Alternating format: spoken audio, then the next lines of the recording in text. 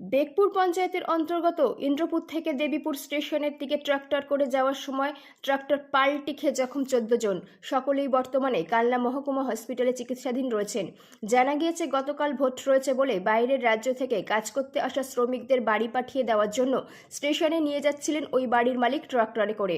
আর এমন সময় রবিবার দুপুরে ময়নাগড় জাতিস্বর বাজারের কাছে নিয়ন্ত্রণ হারিয়ে ট্রাক্টরটি পাল্টি খেয়ে যায়। इंद्रपुर हर साल आता है क्या? क्या? हर साल आता हो यहाँ? हाँ हाँ सिलाते हैं। किसके लिए आते हो? काम करने के लिए। किस काम?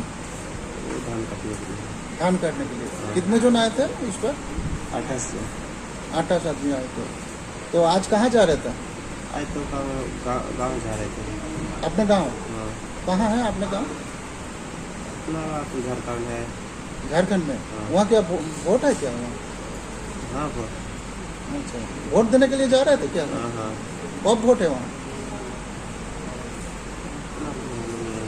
मालूम नहीं है। तुमको चोट लगा क्या? नहीं चोट तो सही नहीं है। कैसे हुआ हादसा कैसे हुआ वहाँ? हाँ तो कैसे हुआ मेरा तो हुआ तो। तुम तो बैठे थे, कैसे हुआ बोलो? ट्रैक्टर ये हो गया। ना हम्म।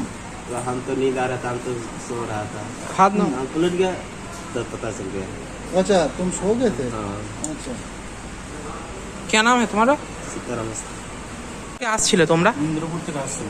ইন্দ্রপুর থেকে ট্রাক্টরে কি ছিল?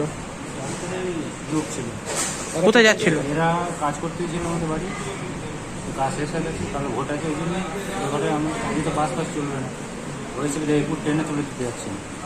তো যেতে যেতে ময়নাগড় মাতিসর বাজারে রয়েছেন, গাড়ির স্টিয়ারিং একদম সিজ হয়ে গিয়ে চাকা হঠাৎ করে সোজা রাস্তা বেঁকে গিয়ে একদম ওইখানে, মানে সে তখন আমরা গাড়ি ঢুকতে পারিনি, মানে কী করবো আমি নিজেও ভেবে পেলাম না। ওইখানে খাল ছিল, খালে ট্র্যাক্টরটা পড়ে গেল আর সেই পাল্টে হয়ে গেল। কজন ছিল ট্রাক্টরে? ট্র্যাক্টরের মতো 20 জনের মতো ছিল।